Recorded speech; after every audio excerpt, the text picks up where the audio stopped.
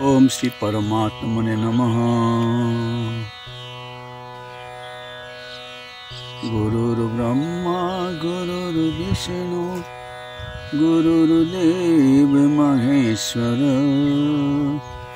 गुरुदेव परम ब्रह्म तस्मै श्री गुरवे नमः। ध्यानमूलं गुरुर्मूर्ति पूजामूलं गुरुर्पदम् मंत्रमूलं गुरुर्वाक्यं मोक्षमूलं गुरुर्कृपा। ओम श्री परमात्मने नमः। ननपा घाट। ननपा घाट इतनी सुंदर है। सामने एक टापू जैसे है। उसी टापू के पास ही एक झरना धारा है। जब पत्थरों के खर्राट आपके कान में गूंज रहे होंगे, ये अनुभव करना ही है। ये हर हर हर हर हर हर हर हर हर हर मां नर्मदा जी की ऐसी महिमा है। हर हर आवाज ऐसी गूंजती हैं तो चारों दिशा अपने महिमा से व्यक्त हो रही है। किनारे परिक्रमावासी चलते हैं। नीचे आपको ऐसी मिलेंगे जैसे धूप का कालीन बिछा हुआ हो, और बिल्कुल दाहिना तरफ माई की जलधारा छल छल कल कल छल छल कल कल जा रही है। किंतु आगे चलते चलते नाले मिलेंगे। अब की साल बाढ़ की प्रवाह से माई की किनारा ऐसी कटा हुआ है। पहले बाढ़ के पहले आप जैसी चलते थे आराम से, अब की साल उतना नहीं है। कटा हुआ जगह पर बहुत सावधानी से खिसकने वाली जगह है, चलना पड़ता है। और सामने वही आपको दिखेंगे मां नर्मदा जी के जलधारा को अपनाते हुए हत्याहरण नदी, जो माई के साथ मिलने के लिए दौड़ती हुई आ रही हैं, उनकी भी खर्राट आपको सुनाई देंगे। लेकिन हत्याहरण नदी क्यों? महाभारत की लड़ाई के समाप्त होने के बाद पांडवों ने आत्मीय स्वजन बंधु मामा रिश्तेदारों को लोगों ने मार डाला। लड़ाई के मैदान में, कुरुक्षेत्र मैदान में सभी को मार डाला और अपना विजय प्राप्त किया। लेकिन उन्होंने भगवान श्री हरि की ही शरण में थे। महान पाप किया है। हाय, मैंने महान पाप किया है। इसी पाप को धुलने के लिए उन लोगों ने आप पहुंचे मां नर्मदा जी के किनारे। मां नर्मदा जी के किनारे जब आप पहुंचे तो उनको पता चला एक संगम, जो संगम के नाम है हत्याहरण। वहीं पर उन लोगों ने स्नान किया।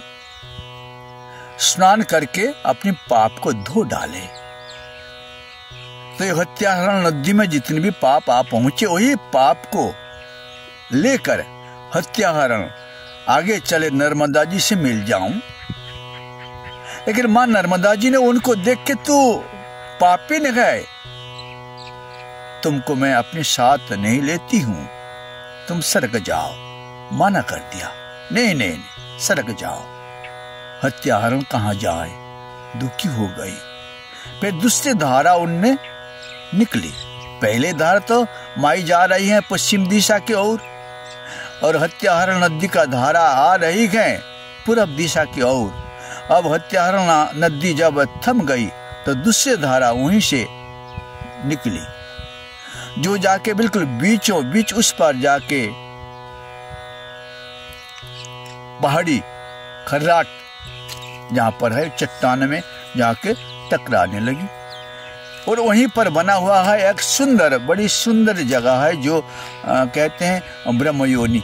बड़े पत्थर हैं, उसके भीतर से लोग भीतर घुस जाते हैं और जो पापी है वो नहीं निकल पाते और जो पुण्यात्मा है वही निकल के चले आते हैं। इस प्रकार रिवाज वहीं का है ही। तो वहां पर परिक्रमावासी नहीं जाते। फिर तीसरे धारा माई 3 बार, 2 बार तो मना कर दिया, मत आओ मेरे से, तुम मत मिलने के लिए आओ। तीसरी बार हत्याहरण चली, जाके माई में समा जाती है। माई बड़ी दयामयी है, उन्होंने उनको स्थान दे दिया और साथ लेके चली। बस हत्याहरण नदी के संगम जहां पर है वहीं पर है आंवली घाट। संतों का कुटिया गए, एक सुंदर बाबा जी थे, बड़े सिद्ध महात्मा थे जिनके नाम है दुर्गानंद दादा। अभी भी वहीं के जनमानस में दुर्गानंद दादा का बहुत महिमा प्रचलित है। लोग गाया करते हैं कीर्तन उनके नाम पर, दादाजी की दरबार है। फिर वहीं से चले आगे गुआड़ी गांव। गुआड़ी गांव ने के समीप एक पहाड़ी है, जो पहाड़ी के नाम है भावनाथ बाबा, जहां पर पांडवों ने वनवास काल में कछु दिन यहाँ पर निवास किया था। ऐसे भी गांव वालों ने बताते हैं रुक्मिणी माई भी आई थी यहीं पर कछु दिन इन लोगों के साथ मिलने के लिए। फिर आगे चल के धीरे धीरे अपने को भेलाई प्रभृति गांव पार करना पड़ता है। माई के किनारे से थोड़ी सी ऊपर से चलना पड़ता है, पहाड़ी चट्टान गांव मिल जाते हैं। फिर चल चल के शाम तक अपने को पथाड़ा नाम के गांव है वहीं पर मिलना। रात्रि विश्राम के लिए परिक्रमावासी ठहर जाते हैं।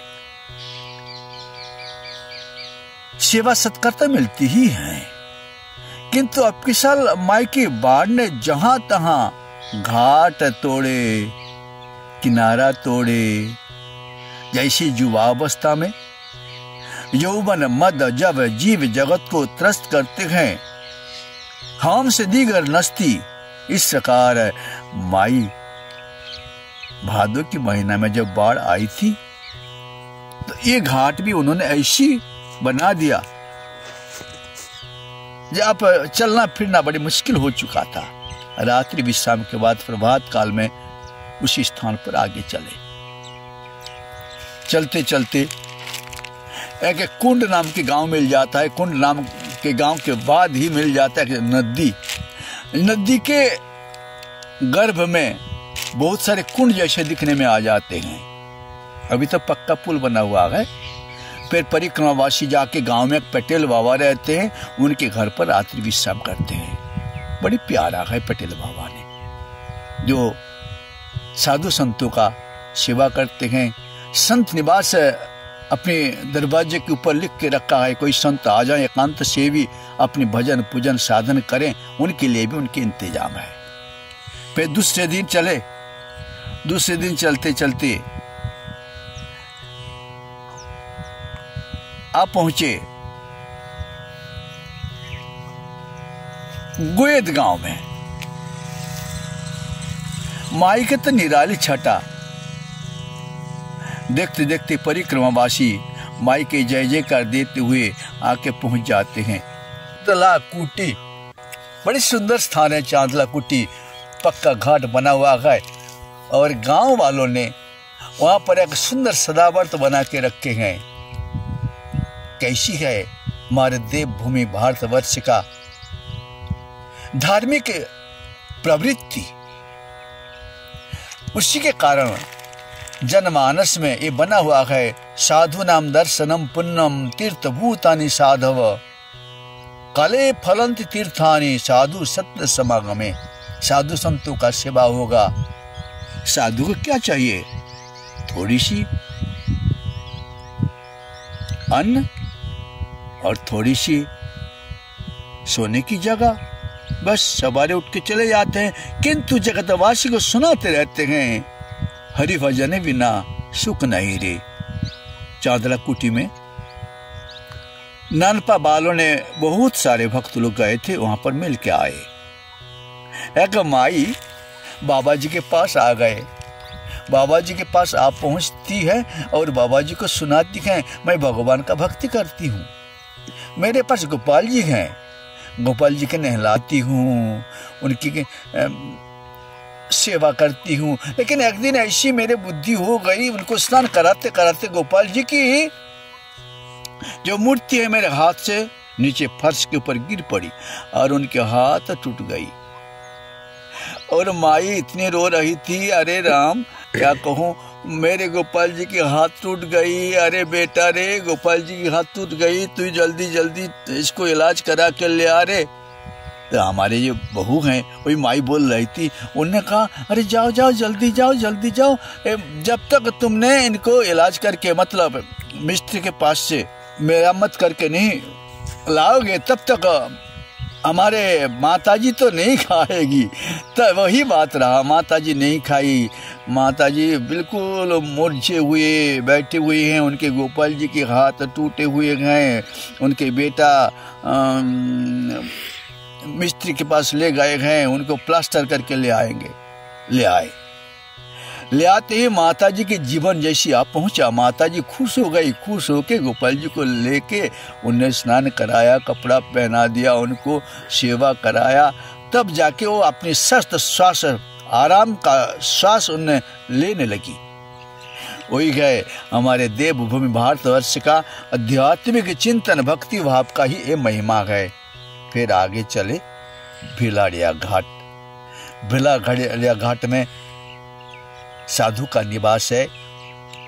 ऋषिकेश के एक संत ने उन्होंने कैलाश आश्रम बनवाए, धर्मशाला है, अन्न क्षेत्र हैं, जिनको वहां रहना है रहते हैं। फिर हमीदपुर में जाके